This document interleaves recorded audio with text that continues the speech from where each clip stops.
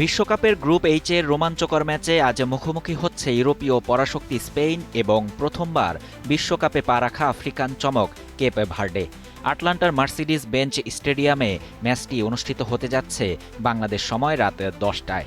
কাগজে কলমে স্পেন স্পষ্ট ফেভারিট হলেও বিশ্বকাপের মঞ্চে কোনো দলকে হালকাভাবে নেয়ার সুযোগ নেই। সাবেক বিশ্ব চ্যাম্পিয়ন এবং ইউরোজয়ী স্পেন এই ম্যাচে ফেভারিট হিসেবেই মাঠে নামবে। টিকিটাকা পাসিং ফুটবল আর তরুণ ও অভিজ্ঞদের দারুণ মিশ্রণে স্পেন যেকোনো প্রতিপক্ষের জন্যই দুঃস্বপ্ন।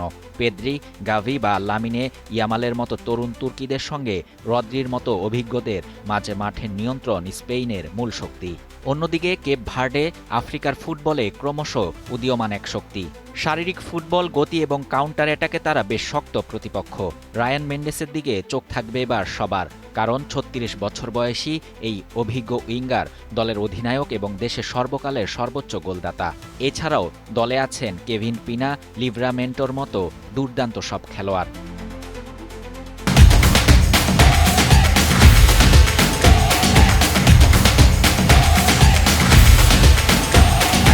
রক্ষণাত্মক কৌশলে কেপ ভার্ডে স্পেনকে শুরুতে কিছুটা সমস্যায় ফেলতে পারলেও স্পেনের আক্রমণ ভাগের গভীরতা এবং বল পজিশনের দক্ষতার কারণে ম্যাচের নিয়ন্ত্রণ শেষ পর্যন্ত স্পেনের হাতে থাকার সম্ভাবনা ৯০%।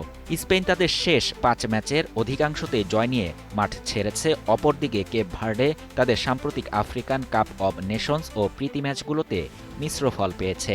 সব মিলিয়ে স্পেনকেই এগিয়ে রাখছেন বিশ্লেষকরা। শাহরিয়ার শাফাত, বাংলা নিউজ 24।